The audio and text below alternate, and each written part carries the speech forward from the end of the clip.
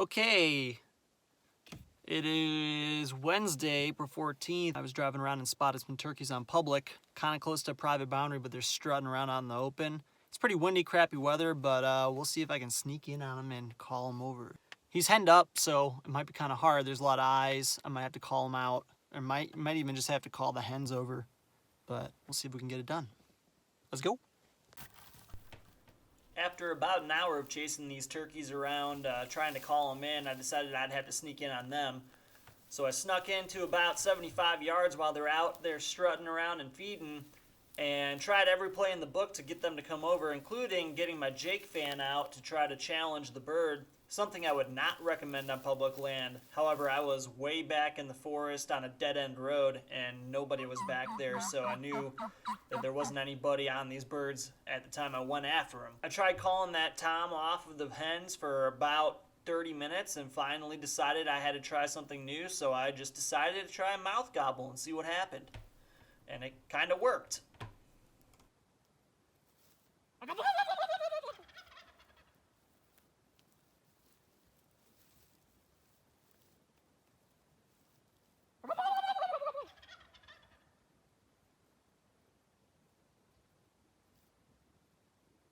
Up until I mouth gobbled at him, he hadn't responded with a gobble to my calls. And then he started responding to every noise I made with a gobble, so I got him riled up, but still wasn't able to pull him in. So I spent another half an hour watching this bird gobble back at me, strutting around just out of range. They started to move off, and then I decided to make a different play.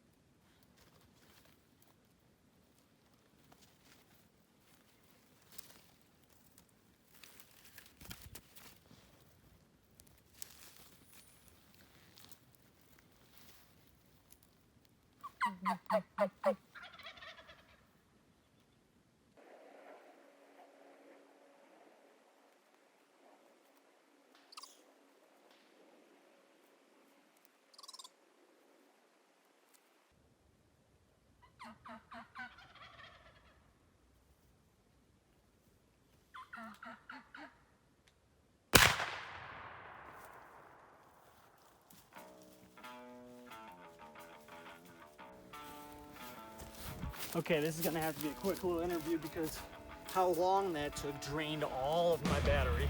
It was a Tom with like 8 or 9 hens, so I knew it was gonna be hard to pull off. And he definitely was. I got in here, I located them up this opening just off the road. Tried calling them across the road. They came in, but I think they were just feeding. Turned around, went right back up. So then I went and made a big loop through the woods, came back, and I got close, and I still couldn't call them off the opening. And I couldn't get real close because the hens started to get a little curious. So what I did, pulled out my Jake fan, and I started trying to get him to come with this.